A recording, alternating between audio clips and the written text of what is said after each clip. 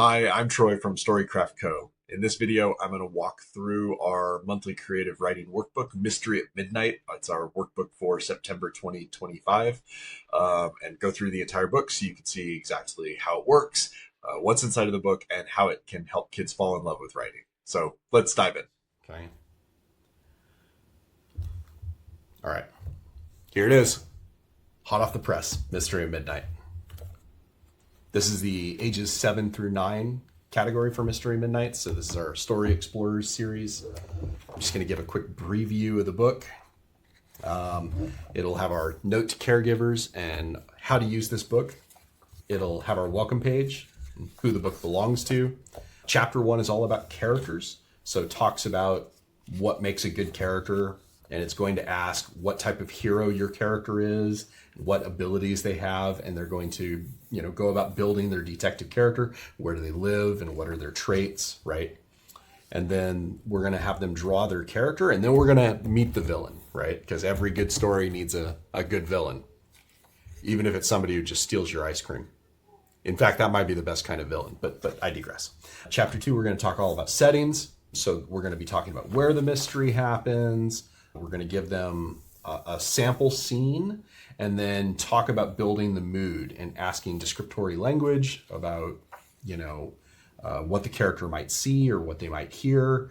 And we're going to be working through these sensory details to start that process. And then we're going to continue that with more mystery senses from everything from taste to sound. And then we're going to have our story starters here on this page. And we're basically just laying down all of the setting for their book. Then we're going to start with action. Action is a critical part of every story and something that we all love when we read, but especially when we're new, we might miss out on that.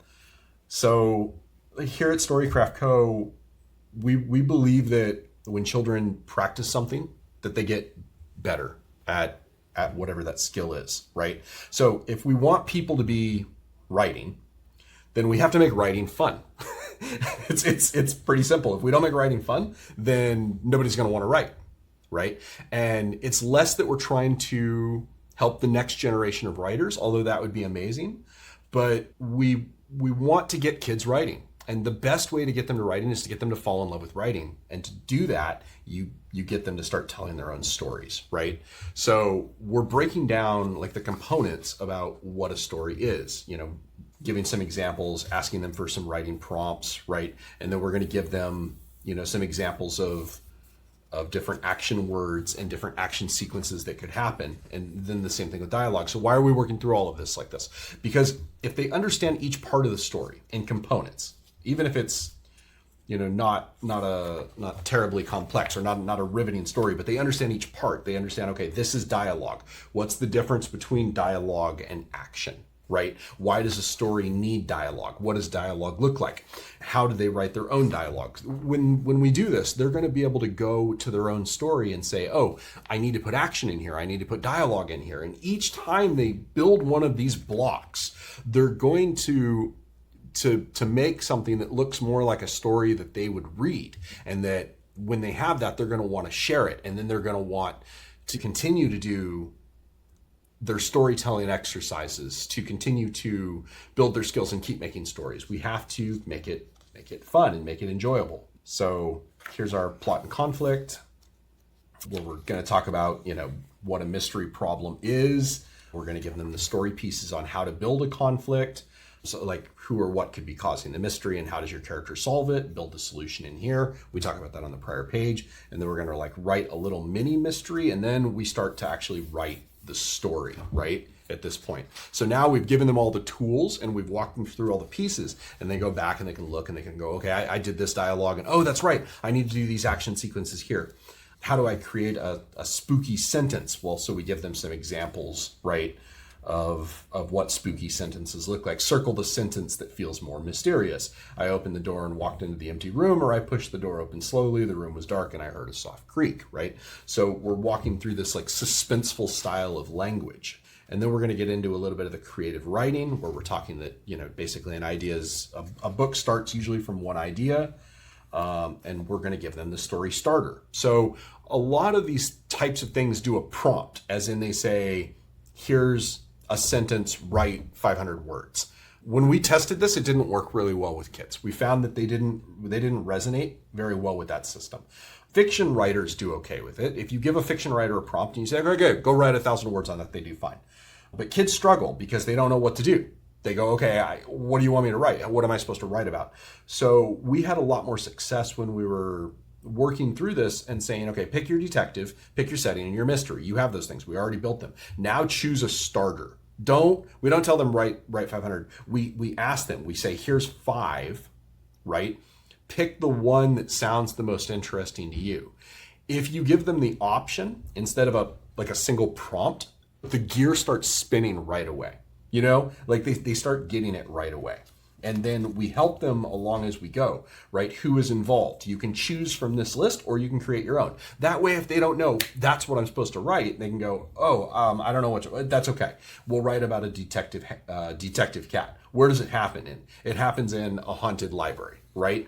We can just build the pieces in here. What do we need? Oh, it's vanishing shadows or a strange message. Okay, so now we're going to build our plan. Who is your character? Write a description about that character. Draw a picture of your character. So using this kind of system, it's leading them through the progression, the path that they need to get to the end of the road to have their story done, as opposed to just prompting them and say that. This takes a lot of work to create it this way. It takes it takes way more hours. There's a reason why prompts are just, here's a book of 500 prompts, and that's because it's easy to do and AI can do it for you. But so this takes a lot more time. You really have to curate it to get the system so that it follows A to Z and they can just walk the road as they go. And you want to be flexible enough that you can allow them to add whatever input they have to the story, whatever things that they want to bring to the story, while still giving them enough structure that they can continue to do the work, if that makes sense. And then we have like a couple little bonus activities in here. So we have our bonus activities. We have a QR code that you can scan and then print our pieces out if you wanted to do them out of the book. And this is kind of like if they finish the book early before the next month's book comes, we wanted them to be able to have some fun and to play around with things. So, we do these like little graphs and ask them for clues and ask them what their clues mean. We're still staying in the mystery theme, and we do a new theme every month so that kids can explore different genres and different styles of writing. So these little extra pieces are cute. And then we have another chapter which has a few other bonuses. They can color Scribbles the Dragon. And then we have our answer keys for some of our other questions that we had in here. When we said which is better, this one or that one, or what's more suspenseful, this one or that one. So you can walk through the answer keys with your child and go through it afterwards. And this isn't intended to test anyone's skills. So we just put the answer key in the book because that's fine. If I'm not good at crossword puzzles, so including the mystery word search. This was done for me so that I could make sure to be able to do the mystery word search. Your child will probably be fine at this. And then we have all of our QR codes in the back of the book. So if you buy our print copy of the book, we want you to have access to the PDF copy. So you scan this QR code for a PDF copy. If you want the vocabulary list from the book, because some people like to have an extra vocabulary book, you can print that. And then we have links to our website and to a review. And then we have some bonus word mats and mystery suspense and tension word mats on our website that you can just scan these QR codes and go. The idea is that we want to build upon these themes to make them really, really rich in content so that your kid can get as much as they want out of it. So that's a brief overview, me bumbling through a brief overview at our book, Mystery at Midnight. This book comes out September 2025. It will be our book for September 2025.